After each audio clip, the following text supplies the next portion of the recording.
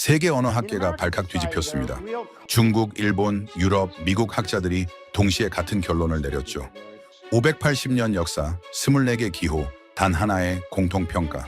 전문가들은 우연이 아니다라고 단정했습니다. 그런데 한국은 이 문자를 단 28년 만에 완성했습니다. 설계는 곧 실행이었습니다. 세계의 분석이 쌓였고 그들의 500년 이론이 흔들렸습니다. 지금부터 세계 학계가 공통으로 말하는 한글의 딱 한 가지 특징의 충격 실화 시작합니다. 저는 국제언어학회 소속 비교문자 교수입니다. 지난 15년간 전 세계 40여 개 문자 체계를 분석해왔죠. 중국 베이징 어원대학, 일본 도쿄 외국어대학, 영국 옥스퍼드 언어학부, 미국 MIT 언어학과. 국가도 다르고 방법론도 달라요. 하지만 한글을 분석할 때만큼은 모두가 같은 지점에서 멈춥니다. 2018년 파리 국제언어학회였어요. 프랑스 소르본 대학 피에르 교수가 발표를 시작했죠. 한글은 설명 가능한 문자입니다. 같은 해 베이징 문자학 심포지엄에서 중국 사회과학원 왕리 교수가 같은 표현을 썼습니다. 한글은 논리로 재현 가능한 구조를 갖췄다.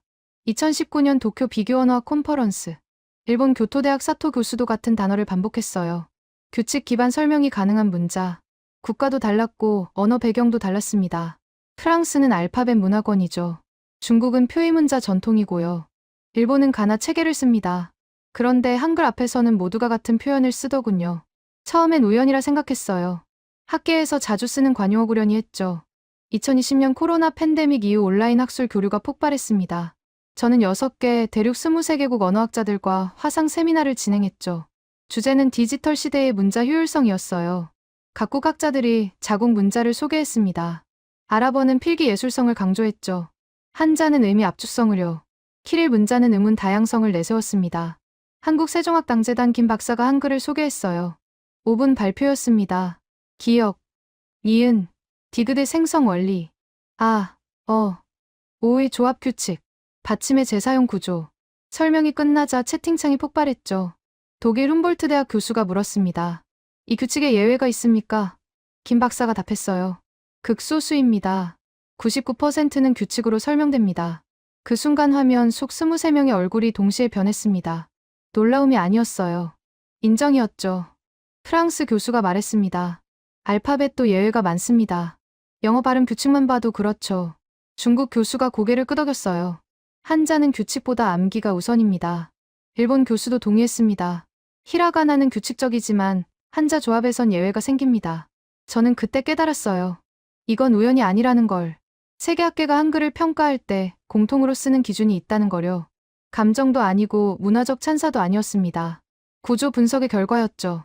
그 분석은 국가와 언어를 넘어 항상 같은 결론으로 수렴했어요. 2021년 저는 실험을 시작했습니다. 전 세계 언어학 논문 데이터베이스를 뒤졌죠. 한글을 다룬 논문 347편을 수집했어요. 중국어 논문 89편, 일본어 논문 76편, 영어 논문 112편, 프랑스어 논문 41편, 독일어 논문 29편, 나머지는 스페인어, 러시아어, 아랍어 논문이었습니다. 분석 기준을 통일했어요. 각 논문에서 한글의 특징을 서술한 문장만 추출했죠. 형용사를 제거했습니다. 구조적 서술만 남겼어요. 결과는 충격적이었습니다. 347편 중 312편이 같은 표현을 썼죠. 음소와 기호에 대한 관계가 명확하다. 생성 규칙을 설명할 수 있다. 조합 원리가 체계적이다. 언어가 달라도 번역하면 같은 의미였어요. 중국어 논문이 설명 가능성, 일본어 논문이 규칙성, 영어 논문의 systematic explainability. 모두 같은 개념을 가리켰습니다. 프랑스어 논문은 구조적 설명 가능성이라는 표현을 썼죠. 독일어 논문은 규칙 기반 설명 가능성이었어요. 저는 결과를 정리해 2022년 국제언어학회 연례학술대회에 제출했습니다. 제목은 한글 평가의 글로벌 수렴 현상이었죠. 발표 당일 300명이 넘는 학자가 모였어요. 질의응답 시간이 1시간을 넘겼습니다. 반론은 없었어요. 보완 의견만 쏟아졌죠. 영국 케임브리지 대학 언어학과 교수가 말했습니다. 이건 한글만의 현상이 아닙니다. 설명 가능한 문자는 학술 분석에서 항상 같은 평가를 받죠. 맞는 말이었어요. 하지만 한글만큼 광범위하고 일관된 평가를 받는 문자는 없었습니다. 라틴 문자는 발음 예외로 논쟁이 많아요. 아랍 문자는 필기 변형으로 분석이 갈립니다. 한자는 체계 자체가 다르죠. 한글은 달랐습니다. 어디서 분석해도 같은 결론이 나왔어요. 중국 학자가 분석해도, 일본 학자가 분석해도, 유럽 학자가 분석해도요. 감정이 개입되지 않았습니다. 문화적 편견도 작용하지 않았죠. 순수하게 구조만 봤을 때 한글은 항상 같은 평가를 받았어요. 설명 가능한 문자. 그리고 이 평가는 단순한 찬사가 아니었습니다. 학술적 분석의 출발점이었죠. 한글이 왜 이렇게 빠르게 학습되는지, 왜 디지털 환경에 적합한지, 왜 음성인식 정확도가 높은지. 모든 질문의 답은 이 한 가지 특징에서 시작됐어요. 2022년 11월이었습니다. 저는 서울대학교 언어학과 세미나실에 앉아 있었죠. 국제공동연구팀을 꾸린 지 3주째였어요. 목표는 명확했습니다. 왜 한글은 어디서 분석해도 같은 평가를 받는가? 참여 기관은 7곳이었어요. MIT, 옥스퍼드, 베이징대, 도쿄대, 소르본, 베를린 자유대. 그리고 제가 소속된 서울대였죠. 첫 화상 회의를 시작했습니다. 화면에 7명의 얼굴이 떴어요. 저는 먼저 질문을 던졌죠. 각자 한글을 처음 접했을 때를 말씀해 주시겠습니까? MIT 로버트 교수가 입을 열었습니다. 2008년이었습니다. 학생이 한국어 의문론 논문을 제출했죠. 읽다가 멈췄어요. 자음 14개, 모음 10개로 수천 개 음절을 만든다는 게 신기했습니다. 옥스퍼드 제인 교수가 이어받았어요. 저는 2012년이었습니다. 한국 교환학생과 대화하다가 한글 구조를 알게 됐죠. 기억이 혀뿌리를 막는 모양이라는 설명을 듣고 충격받았어요. 저는 고개를 끄덕였습니다. 같은 경험이었죠. 저 역시 10년 전 한글을 처음 배울 때 똑같은 반응을 보였으니까요. 베이징대 장 교수가 말했습니다. 한자는 뜻을 상영합니다. 하지만 한글은 소리를 상영하죠. 중국 문자학계에서도 한글을 특수 사례로 분류해요. 도쿄대 다나카 교수가 덧붙였어요. 히라가나는 한자에서 왔습니다. 하지만 한글은 무에서 창조됐죠. 설계도가 있었다는 게 놀랍습니다. 저는 본론으로 들어갔어요. 그렇다면 왜 우리 모두가 한글을 설명할 때 같은 표현을 쓸까요? 잠시 침묵이 흘렀습니다. 소르본대 마리 교수가 답했죠. 간단합니다. 한글은 설명이 가능하니까요. 왜 이런 소리가 나는지를 규칙으로 말할 수 있습니다. 저는 화면을 공유했어요. 준비한 자료였습니다.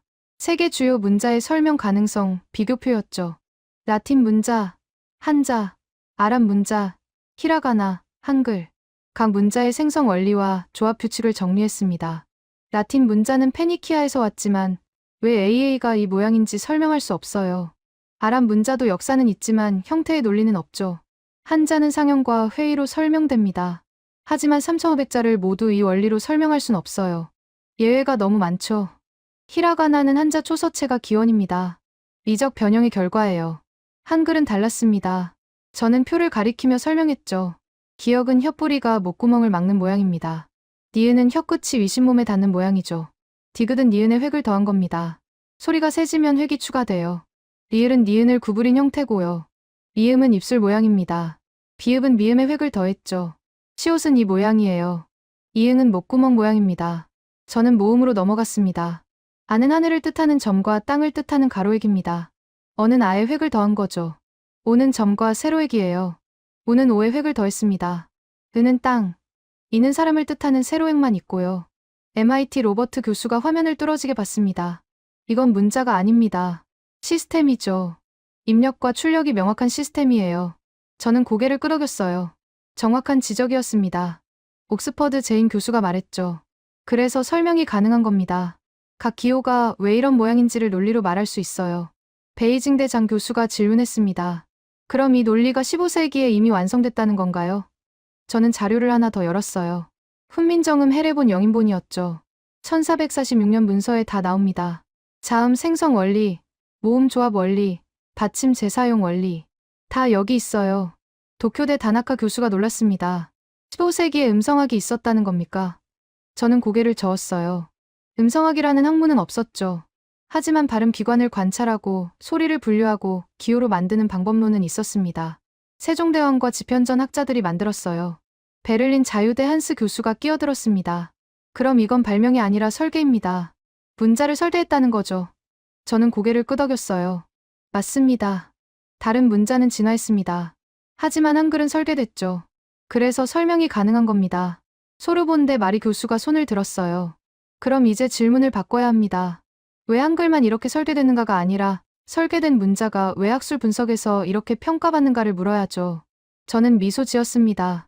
정확히 제가 원하던 질문이었어요. 맞습니다. 그게 이번 연구의 핵심입니다. 설명 가능한 문자는 왜 모든 학계에서 같은 평가를 받는가? 답은 간단해요. 학술 분석의 기준이 전 세계적으로 통일돼 있으니까요. 구조, 재현성, 예측 가능성. 이 세 가지죠. 저는 다음 슬라이드로 넘어갔습니다. 한글의 구조 분석이었어요. 자음 14개, 모음 10개, 조합 가능한 음절수 11,172개. 받침까지 포함하면 이론상 가능한 조합은 더 많아집니다. 하지만 실제 사용되는 음절은 약 2,350개예요. MIT 로버트 교수가 물었습니다. 왜 11,172개가 모두 사용되지 않습니까? 저는 답했죠. 한국어 음운 규칙 때문입니다. 발음 가능한 조합만 사용돼요. 하지만 중요한 건 조합 자체가 규칙으로 예측 가능하다는 겁니다. 새로운 외래어가 들어와도 한글로 표기할 수 있죠. 옥스퍼드 제인 교수가 고개를 끄덕였어요. 그게 바로 재현성입니다. 규칙을 알면 본 적 없는 단어도 쓸 수 있죠. 베이징대 장 교수가 덧붙였습니다. 한자는 안 됩니다. 새로운 개념은 새로운 글자를 만들거나 조합해야 하죠. 규칙만으론 부족해요. 저는 마지막 자료를 열었습니다. 세계 문자의 학습 시간 비교였어요. 알파벳은 평균 2년, 한자는 평균 8년, 히라가나는 평균 6개월, 한글은 평균 2주. 도쿄대 다나카 교수가 놀랐습니다. 2주요? 정말입니까? 저는 고개를 끄덕였어요. 외국인 기준입니다. 한국인 아동은 평균 3일이죠. 규칙을 이해하면 나머지는 조합의 문제니까요. 베를린 자유대 한스 교수가 웃었습니다. 이제 알겠습니다. 왜 전 세계 학자들이 같은 표현을 쓰는지. 설명 가능한 문자는 학습도 가능하니까요. 저는 회의를 마무리했습니다. 다음 단계로 넘어가겠습니다. 한글의 구조가 왜 디지털 환경에서도 같은 평가를 받는지 분석할 겁니다. 7명의 학자가 동의했어요. 저는 화면을 끄며 생각했죠. 이제 본격적으로 시작이라고. 2023년 2월이었습니다. 저는 MIT 언어학과 실험실에 있었어요. 로버트 교수가 준비한 실험이었죠.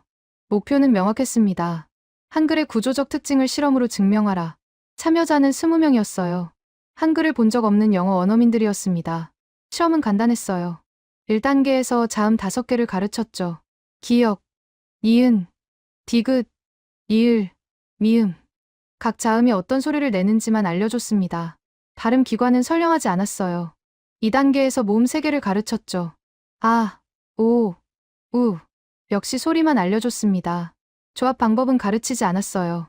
3단계가 핵심이었습니다. 저는 참여자들에게 물었죠. 자음과 모음을 조합해서 새로운 소리를 만들 수 있겠습니까? 20명 중 18명이 즉시 시도했어요. 기역과 아를 합쳐서 가를 만들었죠. 니은과 오를 합쳐서 노를 만들었습니다. 디귿과 우를 합쳐서 두를 만들었어요. 저는 놀랐습니다. 조합 방법을 가르치지 않았는데도 스스로 찾아낸 거죠. 로버트 교수가 말했어요. 이게 역할 분리의 힘입니다. 자음은 소리를 만들고 모음은 방향을 정하죠. 이 구조가 직관적이라서 설명 없이도 이해됩니다. 저는 같은 실험을 알파벳으로 반복했어요. 참여자는 한글을 모르는 한국인 20명이었죠. 자음 5개를 가르쳤습니다. BB, CC, DD, FF, GG. 모음 3개를 가르쳤어요. AA, EE, II. 그리고 물었죠. 조합해서 새로운 소리를 만들 수 있습니까? 20명 중 3명만 성공했습니다. 나머지는 혼란스러워했어요. B와 A를 어떻게 합치는지 몰랐죠. BABAY인지 BABA인지 확신할 수 없었습니다. 저는 이유를 알았어요. 알파벳은 역할이 명확하지 않았죠. BB는 자음이지만 그 자체로 이미 모음 소리를 포함합니다. 저는 결과를 정리해 연구팀에 공유했어요. 옥스퍼드 제인 교수가 답장을 보냈죠. 흥미롭습니다. 하지만 이건 한글만의 특징이 아닐 수도 있어요. 다른 문자도 실험해봐야 합니다. 저는 동의했습니다. 3월에 베이징으로 날아갔죠. 베이징대 장 교수가 실험실을 준비했어요. 참여자는 한자를 배우는 외국인 학생 20명이었습니다. 저는 간단한 한자 10개를 가르쳤죠. 사람 인련, 큰 데다, 하늘 천티엔, 땅 지디, 헤일. 그리고 물었습니다. 이 글자들을 조합해서 새로운 의미를 만들 수 있습니까? 20명 모두 실패했어요. 사람과 큰을 합치면 뭐가 되는지 몰랐죠. 하늘과 땅을 합치면 무슨 뜻인지 예측할 수 없었습니다. 장 교수가 설명했어요. 한자는 조합이 아니라 창조입니다. 새로운 글자는 새로운 의미를 갖죠. 규칙으로 예측할 수 없어요. 저는 일본으로 향했습니다. 4월 도쿄대학이었어요. 다나카 교수가 히라가나 실험을 준비했죠. 참여자는 일본어를 배우는 외국인 15명이었습니다. 저는 히라가나 자음 5개를 가르쳤어요. 카가, 사사, 타다, 나나, 하하. 모음 변형 규칙을 가르쳤죠. 히기, 시시, 치지, 니니, 히히. 그리고 물었습니다. 규칙을 이용해 새로운 글자를 만들 수 있습니까? 15명 중 7명이 성공했어요. 나머지는 혼란스러워했죠. 다나카 교수가 말했습니다. 히라가나는 음절 문자입니다. 각 글자가 이미 자음과 모음을 포함하죠. 분리가 안 돼요. 저는 5월 서울로 돌아왔습니다. 연구팀 2차 회의였어요. 저는 실험 결과를 발표했죠. 한글은 92% 성공률, 알파벳은 15%, 한자는 0%, 히라가나는 47%. 숫자가 명확했습니다. 로버트 교수가 말했어요. 이제 확실합니다. 한글의 핵심은 역할 분리죠. 제인 교수가 질문했습니다. 그럼 이 역할 분리가 왜 중요합니까? 저는 화이트보드에 그림을 그렸어요. 자음을 세로축, 모음을 가로축으로 놓았죠. 교차점마다 음절이 생성됐습니다. 이게 조합의 힘입니다. 14개 자음, 10개 모음으로 140개 기본 음절을 만들죠. 받침을 더하면 수천 개가 돼요. 장 교수가 고개를 끄덕였어요. 한자는 안 됩니다. 3,500자를 외워야 하죠. 조합으로 늘릴 수 없어요. 다나카 교수가 덧붙였습니다. 히라가나도 한계가 있습니다. 46자가 전부죠. 새로운 소리는 외래어 표기법으로 억지로 만들어야 해요. 저는 다음 자료를 꺼냈습니다. 한글 자모의 체계도였어요. 기역, 니은, 디귿은 같은 계열이죠. 혀 위치가 같습니다. 획만 다르게 추가돼요. 리은, 비읍, 피읍도 같은 계열입니다. 입술을 쓰죠. 시옷, 지읒, 치읓도 같은 계열이에요. 이가 관여합니다. 보십시오. 자음만 봐도 체계가 있습니다. 발음 위치로 분류되고 소리 세기로 변형되죠. 이건 단순한 기호가 아니에요. 음성학적 분류표입니다. 로버트 교수가 감탄했어요. 15세기에 이미 좋은 위치를 분류했다는 겁니까? 저는 고개를 끄덕였습니다. 훈민정음 해례본 제자애를 보면 나옵니다. 어금니 소리, 혀 소리, 입술 소리, 입소리, 목구멍 소리. 5가지로 분류했죠. 현대 음성학의 좋은 위치 분류와 거의 같아요. 제인 교수가 놀랐습니다. 그럼 세종대왕이 음성학자였습니까? 저는 웃었어요. 음성학이라는 학문은 없었습니다. 하지만 관찰은 했죠. 사람이 소리 낼 때 어디를 쓰는지, 어떻게 바뀌는지. 그걸 기호로 만든 겁니다. 저는 모음 체계도를 꺼냈어요. 아, 우, 우가 십자 구조로 배열됐죠. 아는 가장 열린 소리, 우는 가장 닫힌 소리. 어와, 오는 중간입니다. 모음도 마찬가지예요. 입 모양과 혀 위치로 체계화됐죠. 그래서 조합이 가능한 겁니다. 장 교수가 물었습니다. 그럼 이 체계가 왜 학습을 빠르게 만듭니까? 저는 답했죠. 규칙을 이해하면 암기가 줄어듭니다. 기억을 외우는 게 아니라 혀 위치를 이해하는 거죠. 니은을 외우는 게 아니라 혀 끝이 닿는 걸 느끼는 겁니다. 이해, 기반 학습이에요. 다나카 교수가 고개를 끄덕였어요. 히라가나는 암기입니다. 46자를 다 외워야 하죠. 규칙이 없어요. 로버트 교수가 덧붙였습니다.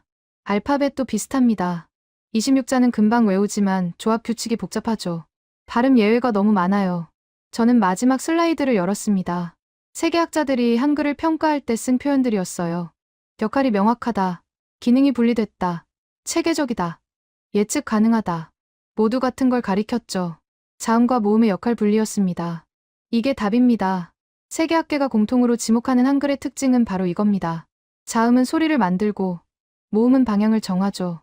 이 분리가 명확해서 조합이 직관적이고 학습이 빠르고 확장이 쉬운 겁니다. 회의실이 조용해졌어요. 7명의 학자가 화면을 응시했죠. 제인 교수가 먼저 입을 열었습니다. 이제 다음 질문을 해야겠습니다. 이 구조가 현대 기술 환경에서 어떤 의미를 갖는지 분석해야 해요. 저는 미소 지었습니다. 정확히 제가 준비한 다음 단계였죠. 2023년 6월이었습니다. 저는 파리 유네스코 본부에 있었어요. 국제문해력 심포지엄이었죠. 47개국 교육 전문가 120명이 모였습니다. 주제는 성인문해 교육의 효율성이었어요. 저는 한국 사례를 발표하기로 했죠. 발표 전날 밤이었습니다. 호텔 방에서 자료를 정리하고 있었어요. 갑자기 메일이 왔죠. 세네갈 다카르 대학 교육학과 아미나 교수였습니다. 내일 발표해서 한 가지만 답해 주십시오. 한글은 정말 2주 만에 배울 수 있습니까? 우리는 믿기 어렵습니다. 저는 답장을 썼어요. 2주는 최소 시간입니다. 규칙을 이해하는데 3일, 조합을 익히는데 4일, 받침과 복잡한 음절을 익히는데 7일이 걸리죠. 총 14일입니다. 단, 매일 2시간씩 집중 학습할 경우입니다. 다음 날 아침이었습니다. 발표장에 들어서자 120명의 시선이 집중됐어요. 저는 첫 슬라이드를 띄웠죠. 한국의 성인 문해율은 99.2%입니다. 15세 이상 인구 중 글을 읽지 못하는 사람은 0.8%에 불과하죠. OECD 평균 82%보다 17% 높습니다. 세네갈 아미나 교수가 손을 들었어요. 그 수치가 문자 때문입니까? 아니면 교육 시스템 때문입니까? 저는 답했습니다. 둘 다입니다. 하지만 문자의 역할이 큽니다. 한국은 1950년대 문맹률이 78%였어요. 1970년대 12%로 떨어졌죠. 20년 만에 66%가 감소한 겁니다. 나이지리아 라고스 대학 오콩코 교수가 질문했습니다. 어떻게 그게 가능합니까? 아프리카는 50년째 문맹 퇴치 운동을 하는데도 30%가 넘습니다. 저는 다음 슬라이드를 넘겼어요. 1970년대 한국 농촌 문해 교육 프로그램 사진이었죠. 새마을운동 시기였습니다. 정부가 농촌 마을마다 야학을 열었어요. 저녁 7시부터 9시까지 2시간씩 한글을 가르쳤죠. 교사는 대부분 중학생이나 고등학생이었습니다. 교재는 단 한 권이었어요. 한글 자모표와 기초단어 100개가 전부였죠. 인도 뉴델리 대학 산제이 교수가 놀랐습니다. 중학생이 성인을 가르쳤다는 겁니까? 저는 고개를 끄덕였어요. 가능했습니다. 한글은 규칙만 설명하면 되니까요. 자음 14개의 원리, 모음 10개의 조합, 받침의 재사용. 이 3가지만 이해하면 나머지는 스스로 학습할 수 있죠. 저는 영상을 재생했습니다. 1972년 충청남도 어느 마을 야학 현장이었어요. 60대 할머니가 칠판 앞에 서 있었죠. 고등학생 교사가 기억을 쓰며 말했습니다. 이건 목구멍에서 나는 소리예요. 혀뿌리로 막으면 기억 소리가 나죠. 할머니가 따라했어요. 기억, 기억. 교사가 니은을 썼습니다. 이건 혀끝을 위에 대면 나는 소리예요. 니은. 할머니가 따라했죠. 니은, 니은. 교사가 디귿을 썼어요. 니은보다 세게 하면 디귿이 돼요. 할머니가 웃었습니다. 아, 그러네. 디귿. 영상이 멈췄습니다. 저는 청중을 봤어요. 120명이 숨죽이고 있었죠. 저는 말했습니다. 이 할머니는 3일 만에 자음을 익혔습니다. 모음까지 합쳐서 일주일이었죠. 2주 후엔 신문을 읽기 시작했어요. 느렸지만 읽을 수 있었습니다. 브라질 상파울루 대학 카를로스 교수가 손을 들었어요. 그건 단순한 문장이었기 때문 아닙니까? 복잡한 전문 용어는 어떻습니까? 저는 다음 자료를 꺼냈습니다.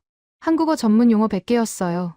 경제, 과학, 의학, 법률 분야였죠. 한국어 전문 용어의 70%는 한자어입니다. 하지만 한글로 적으면 규칙대로 읽히죠. 예를 들어 경제를 봅시다.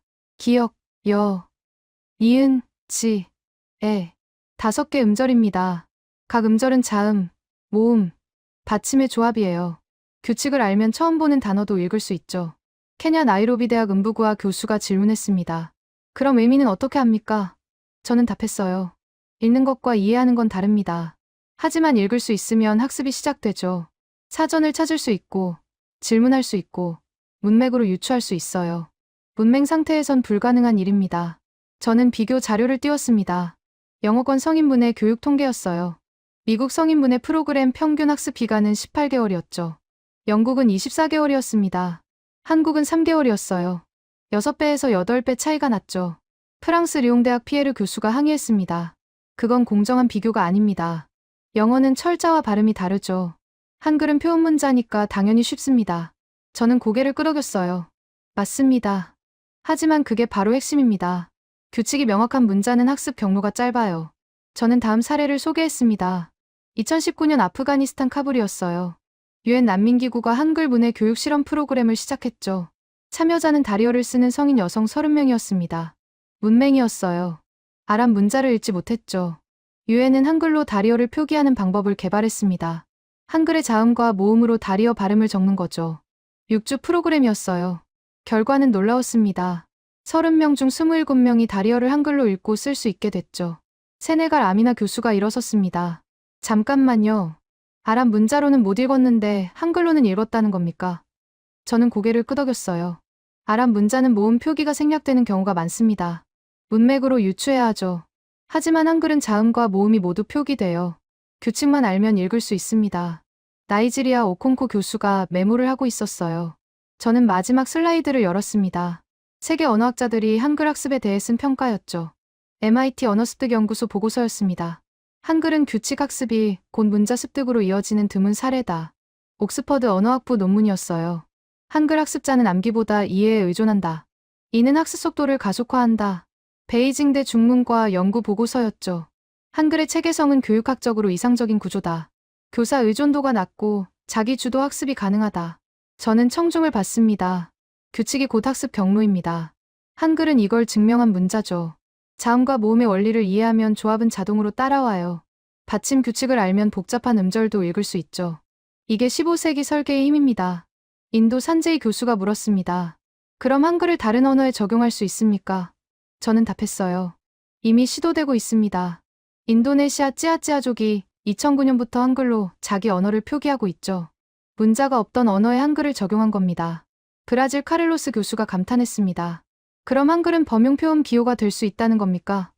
저는 고개를 저었어요. 그렇게까지는 아닙니다. 하지만 규칙 기반 문자가 교육에서 어떤 강점을 갖는지는 보여주죠. 학습이 빠르고 확장이 쉽고 자기 주도가 가능하다는 거려. 발표가 끝났습니다. 박수가 터졌어요. 세네갈 아미나 교수가 다가왔죠. 내년에 다카르에서 한글 문해 교육 워크숍을 열고 싶습니다. 도와주시겠습니까? 저는 미소 지었습니다. 물론입니다. 그날 밤 호텔로 돌아왔어요. 저는 연구팀에 메일을 보냈죠. 규칙이 학습 경로가 된다는 걸 확인했습니다. 이제 다음 단계로 넘어갑시다. 이 구조가 디지털 환경에서 어떻게 작동하는지 분석할 시간입니다. 2023년 9월이었습니다. 저는 베를린 자유대학 비교언어학 연구소에 있었어요. 한스 교수가 준비한 프로젝트였죠. 제목은 세계 10대 문자 체계 구조 비교 분석이었습니다. 참여 연구진은 12개국 28명이었어요. 목표는 명확했죠. 문자를 객관적으로 비교하라. 첫 회의에서 기준을 정했습니다. 감정을 배제하기로 했어요. 문화적 가치도 제외했죠. 순수하게 구조만 봤습니다. 평가 항목은 5개였어요. 규칙성, 예측 가능성, 학습 효율성, 확장성, 디지털 적합성. 각 항목을 10점 만점으로 채점하기로 했죠. 대상 문자는 10개였습니다. 라틴 알파벳, 아랍 문자, 키릴 문자, 한자, 히라가나, 데바나가리, 타이 문자, 에티오피아 문자, 체로키 문자, 한글. 각 문자 전문가가 자국 문자를 분석했어요. 저는 한글을 맡았죠. 10월이었습니다. 첫 번째 평가 항목은 규칙성이었어요.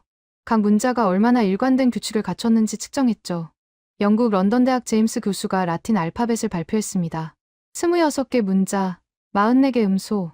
하지만 철자와 발음 불일치가 심합니다. 예외가 규칙보다 많은 경우도 있죠.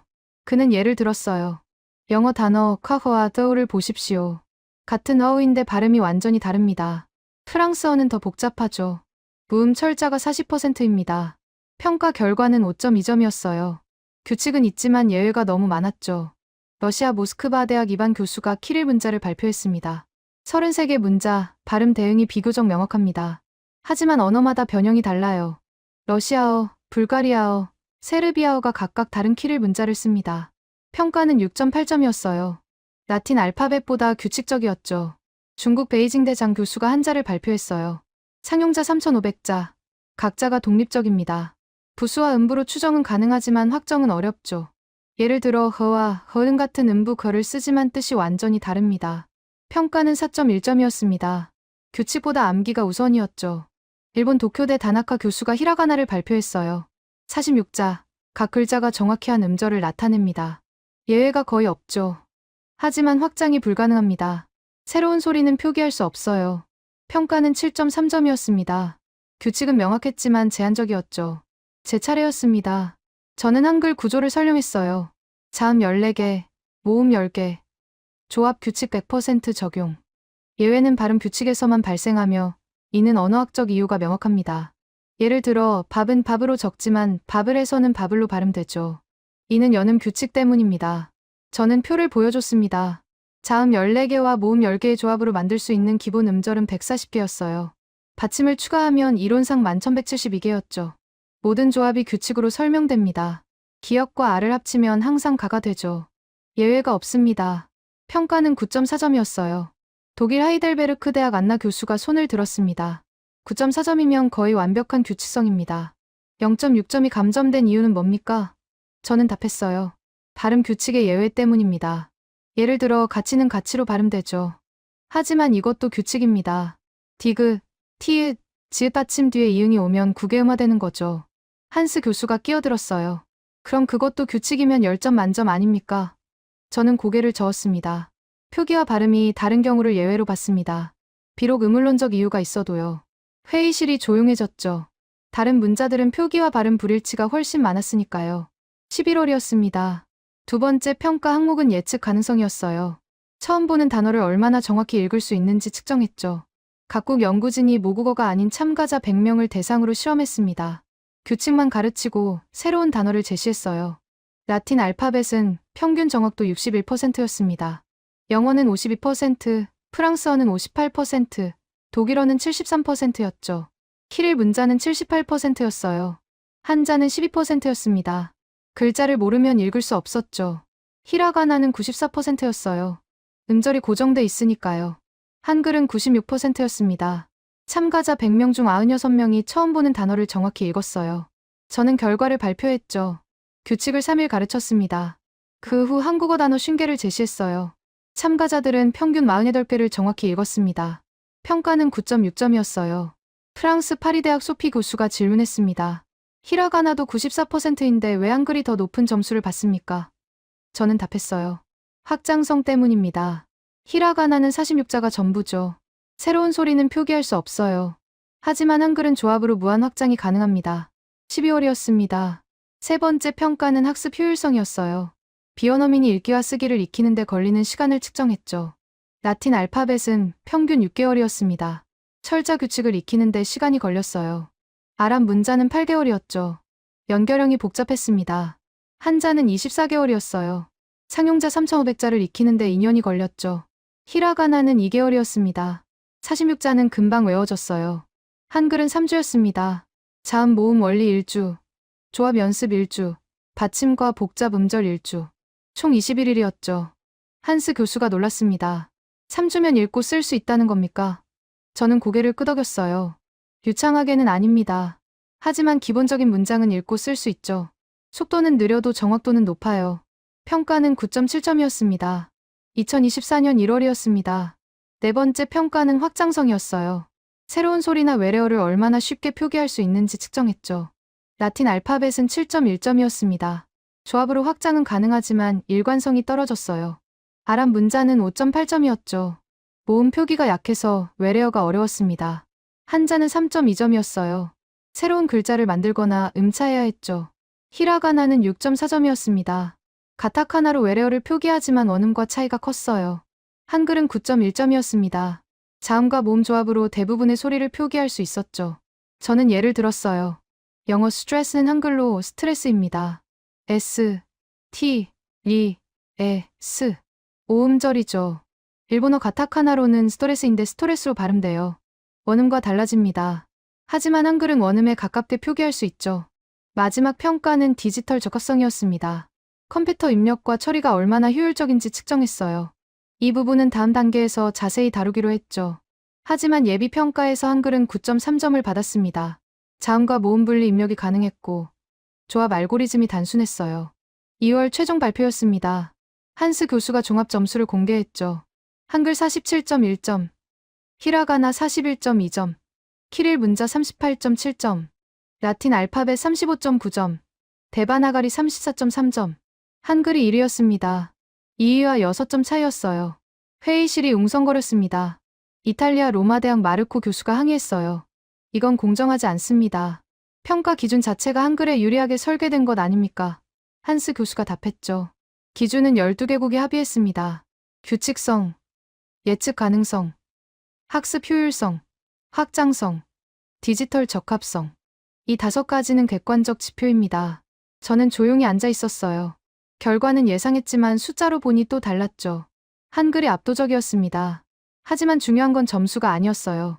다른 문자와 비교할수록 같은 결론이 나온다는 거였죠. 한글은 규칙 기반 문자였고 그 규칙이 모든 평가에서 강점이 됐습니다. 2024년 3월이었습니다. 저는 실리콘밸리에 있었어요. 글로벌 빅테크 기업 AI 연구소 초청이었죠. 주제는 다국어 자연어 처리에서의 문자 효율성이었습니다.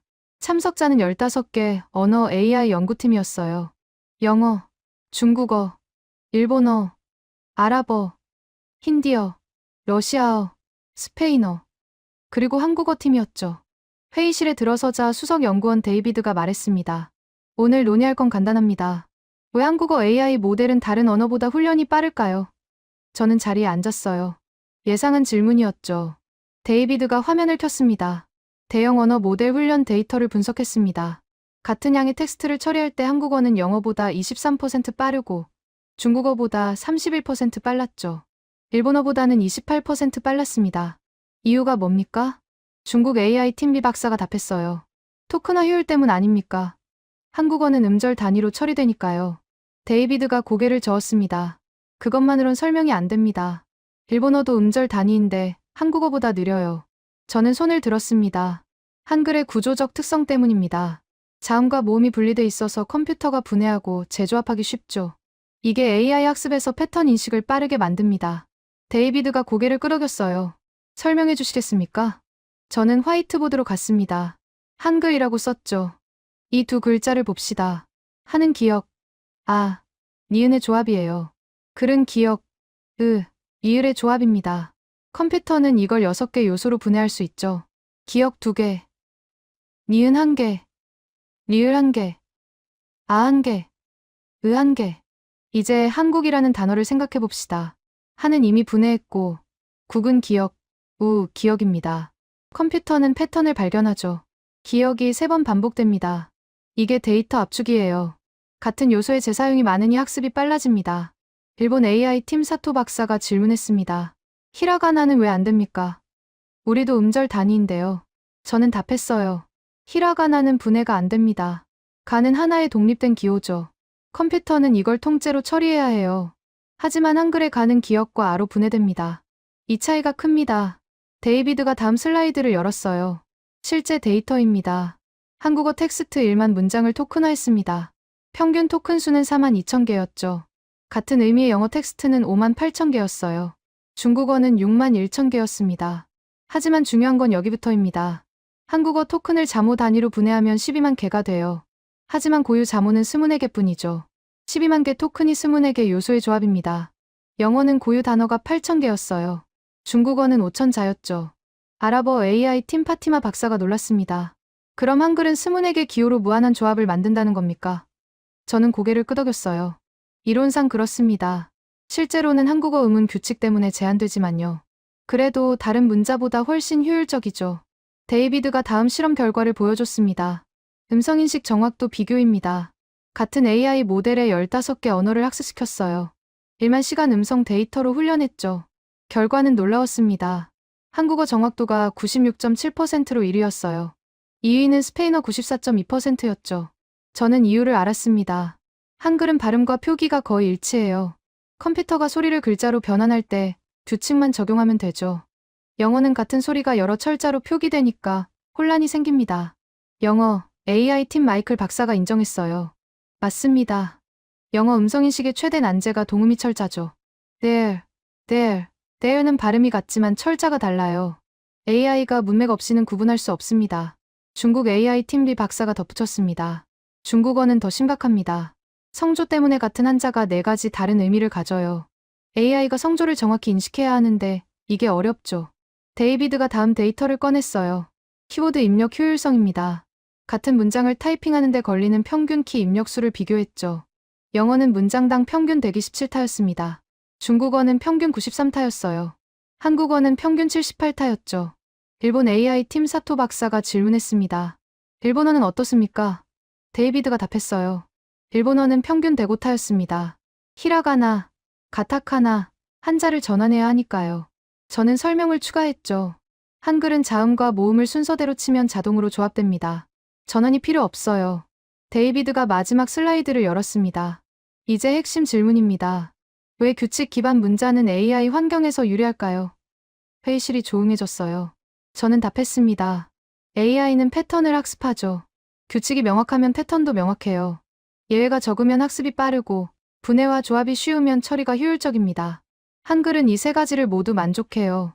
규칙이 명확하고 예외가 적고 분해 조합이 쉽죠. 그래서 AI 훈련이 빠르고 음성인식 정확도가 높고 입력 효율이 좋은 겁니다. 러시아 AI 팀 이반 박사가 질문했습니다. 그럼 미래의 AI가 더 발전하면 한글의 이 장점이 더 커지겠네요. 저는 고개를 끄덕였어요. 그럴 가능성이 높습니다. AI는 데이터 효율을 추구하니까요. 같은 정보를 더 적은 요소로 표현할 수 있으면 학습과 처리가 빨라지죠. 데이비드가 회의를 마무리했습니다. 오늘 결론은 명확합니다. 문자의 구조적 특성이 디지털 환경에서도 영향을 미친다는 거죠.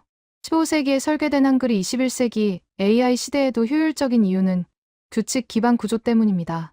회의가 끝나고 복도에서 중국 AI 팀 B 박사가 다가왔어요. 솔직히 인정하기 싫지만 인정해야겠습니다. 한글은 디지털 시대에 최적화된 문자네요. 저는 웃었습니다. 최적화됐다기보다 우연히 맞아떨어진 거죠. 세종대왕이 AI를 예측한 건 아니니까요. 리 박사가 고개를 저었어요. 우연이 아닙니다. 규칙을 명확히 하고 예외를 줄이려는 설계 철학이 있었죠. 그 철학이 500년 후에도 유효한 겁니다. 저는 그 말에 동의했어요. 맞는 말이었죠. 저녁 호텔로 돌아왔습니다. 저는 연구팀에 메일을 보냈어요.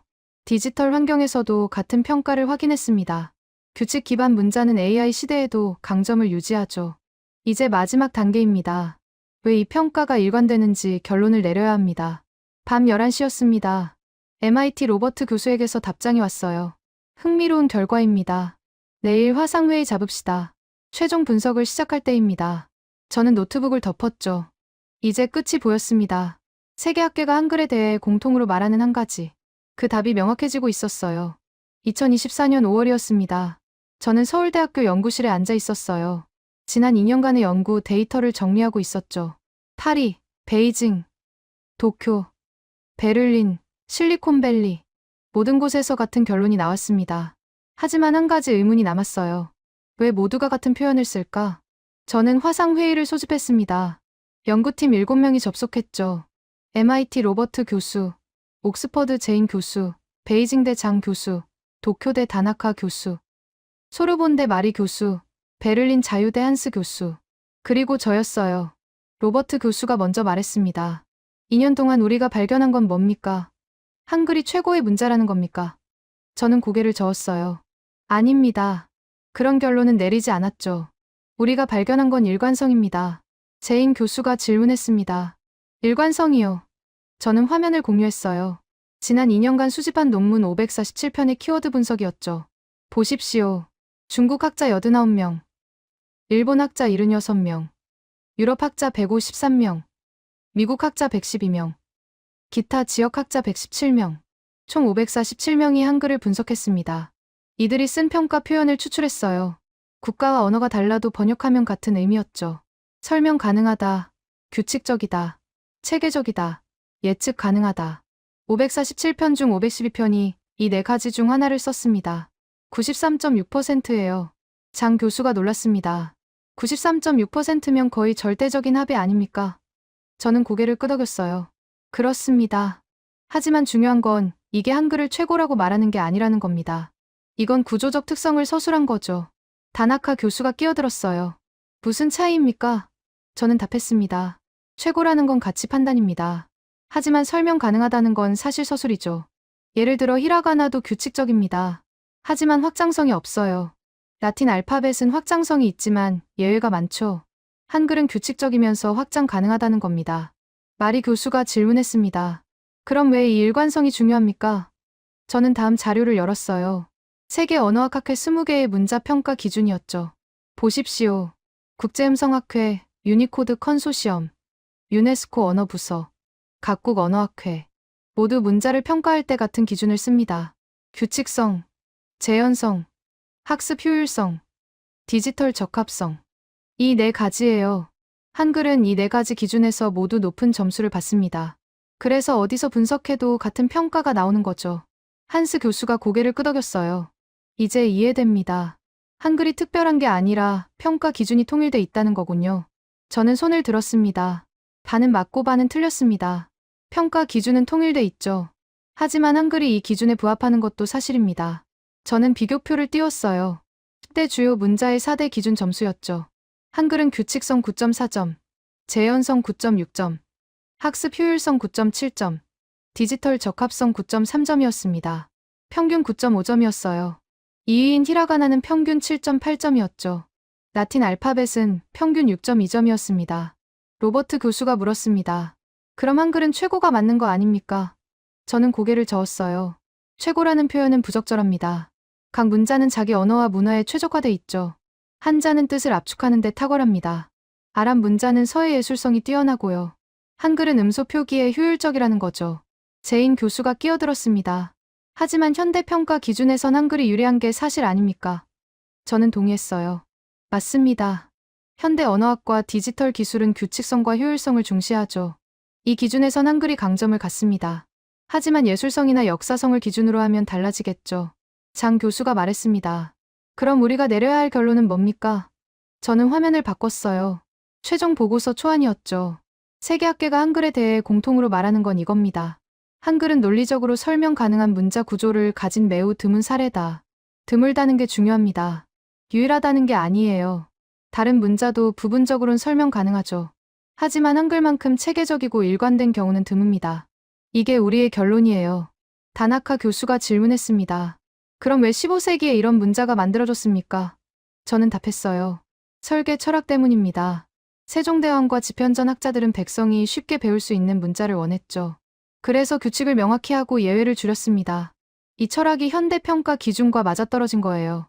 마리 교수가 고개를 끄덕였어요. 그럼 이건 우연이 아니라 필연이네요. 저는 미소 지었습니다. 반은 필연이고 반은 우연입니다. 쉽게 배우려면 규칙이 명확해야 한다는 건 필연이죠. 하지만 그 규칙이 500년 후 디지털 시대에도 유효할 거라는 건 우연입니다. 한스 교수가 물었습니다. 그럼 다른 문자도 한글처럼 만들 수 있습니까? 저는 고개를 저었어요. 어렵습니다. 문자는 언어를 담는 그릇이죠. 언어마다 소리 체계가 달라요. 한글은 한국어에 최적화됐습니다. 다른 언어에 그대로 적용하긴 어렵죠. 하지만 원리는 적용할 수 있어요. 규칙을 명확히 하고 예외를 줄이고 조합을 쉽게 만드는 거죠. 이 원리는 어떤 문자 설계에도 적용 가능합니다. 로버트 교수가 마지막 질문을 던졌습니다. 그럼 우리 연구의 의미는 뭡니까? 저는 잠시 생각했어요. 그리고 답했죠. 우리는 한글이 최고라고 증명한 게 아닙니다. 세계학계가 왜 한글을 분석할 때 같은 표현을 쓰는지 밝혔죠. 그 이유는 평가 기준이 통일돼 있고 한글이 그 기준에 부합하기 때문입니다. 중요한 건 최고가 아니라 일관성입니다. 중국에서 분석해도, 일본에서 분석해도, 유럽에서 분석해도 같은 결론이 나온다는 거죠. 이게 한글의 특징입니다. 논란이 없어요. 학술적 합의가 있습니다. 회의실이 조용해졌습니다. 제인 교수가 먼저 입을 열었어요. 그럼 이제 최종 보고서를 써야겠네요. 저는 고개를 끄덕였죠. 6월까지 완성하겠습니다. 국제언어학회 연례학술대회에서 발표할 겁니다. 회의가 끝났습니다. 저는 창밖을 봤어요. 서울대 캠퍼스가 보였죠. 2년 전 이 연구를 시작했을 때 저는 답을 몰랐습니다. 왜 세계학자들이 한글을 평가할 때 같은 표현을 쓰는지 이제 알았어요. 한글이 완벽해서가 아니었습니다. 한글이 최고여서도 아니었죠. 한글이 규칙 기반으로 설계됐고 현대학술 평가 기준이 규칙성을 중시하기 때문이었어요. 이 두 가지가 만나서 일관된 평가가 나온 겁니다. 저는 노트북을 열었습니다. 최종 보고서 작성을 시작할 시간이었어요. 제목은 이미 정했죠. 한글 평가의 글로벌 일관성 구조적 특성과 학술 기준의 교차점. 부제도 정했습니다. 왜 세계학계는 한글에 대해 같은 결론을 내리는가? 밤 10시였습니다. 저는 첫 문장을 썼어요. 본 연구는 한글이 최고의 문자임을 증명하려는 시도가 아니다. 세계학계가 한글을 분석할 때 나타나는 평가의 일관성을 설명하려는 시도다. 손가락이 키보드 위를 달렸습니다. 2년간의 연구가 글자로 변하고 있었죠. 2024년 8월이었습니다. 저는 스위스 제네바 UN 본부에 있었어요. 국제언어학회 연례학술대회 마지막 날이었죠. 72개국 언어학자 850명이 모였습니다. 저는 오후 기조 발표를 맡았어요. 제목은 한글 평가의 글로벌 일관성이었습니다. 무대에 올랐습니다. 850명의 시선이 집중됐죠. 저는 첫 슬라이드를 띄웠어요. 2년 전 저는 질문 하나를 던졌습니다. 왜 세계학자들은 한글을 평가할 때 같은 표현을 쓸까? 오늘 그 답을 말씀드리겠습니다. 결론부터 말하죠. 한글은 논리적으로 설명 가능한 문자 구조를 가진 매우 드문 사례입니다. 이게 세계학계가 공통으로 말하는 한 가지예요. 국가와 문화가 달라도 학술적 결론은 같습니다. 저는 데이터를 보여줬어요. 547편의 논문을 분석했습니다. 중국 89편, 일본 76편, 유럽 153편, 미국 112편, 기타 117편. 언어가 달랐지만 번역하면 같은 의미였죠. 설명 가능하다, 규칙적이다. 체계적이다. 예측 가능하다. 93.6%가 이 표현을 썼어요. 청중이 웅성거렸습니다. 저는 다음 슬라이드로 넘어갔어요. 왜 이런 일관성이 나타날까요? 두 가지 이유입니다. 첫째, 현대 언어학의 평가 기준이 전 세계적으로 통일했습니다. 규칙성, 재현성, 학습 효율성, 디지털 적합성. 이 네 가지죠.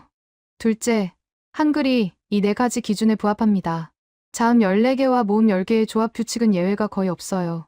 규칙을 이해하면 세 글자를 예측할 수 있죠. 평균 학습 기간은 3주입니다. 디지털 입력 효율은 세계 최고 수준이고요. 프랑스 소르본 대학 교수가 손을 들었습니다. 그럼 한글이 최고의 문자라는 겁니까? 저는 고개를 저었어요. 최고라는 표현은 부적절합니다. 각 문자는 자기 언어에 최적화됐죠. 한글은 음소 표기에 효율적이라는 겁니다. 다른 문자와 비교하는 게 아니라 특성을 서술하는 거예요. 중국 베이징대 교수가 질문했습니다. 하지만 점수로 보면 한글이 가장 높지 않습니까? 저는 답했어요. 베를린 자유대학 연구에서 한글이 47.1점으로 1위였습니다. 하지만 이건 현대평가 기준이죠. 만약 예술성이나 의미 압축성을 기준으로 한다면 결과가 달라질 겁니다. 일본 도쿄대 교수가 끼어들었어요. 그럼 핵심은 뭡니까? 저는 화면을 바꿨습니다. 핵심은 일관성입니다. 중국에서 분석해도, 일본에서 분석해도, 유럽에서 분석해도 같은 결론이 나온다는 거죠. 이게 한글의 특징이에요. 학술적 논란이 없습니다. 저는 사례를 들었어요.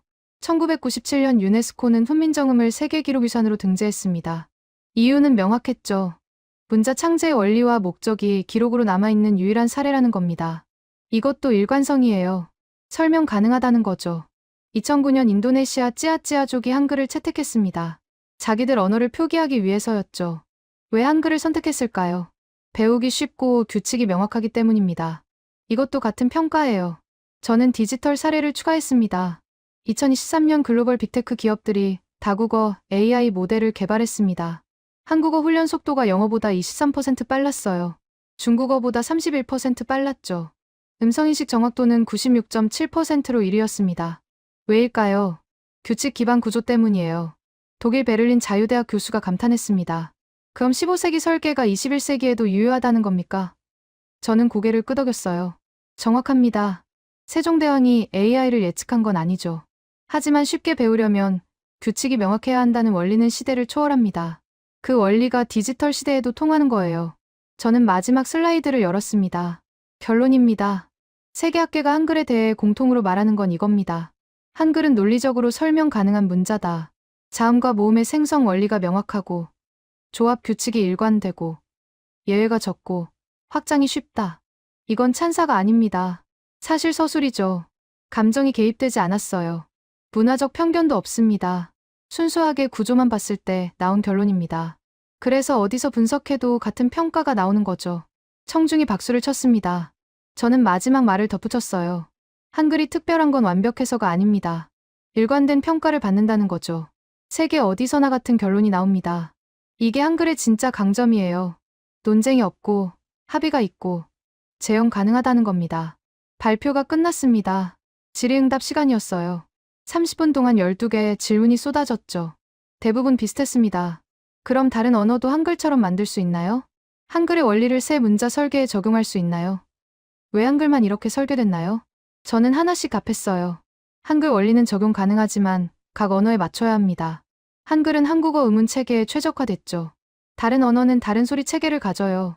하지만 규칙을 명확히 하고 예외를 줄이는 원리는 보편적입니다. 왜 한글만 이렇게 설계됐냐고요?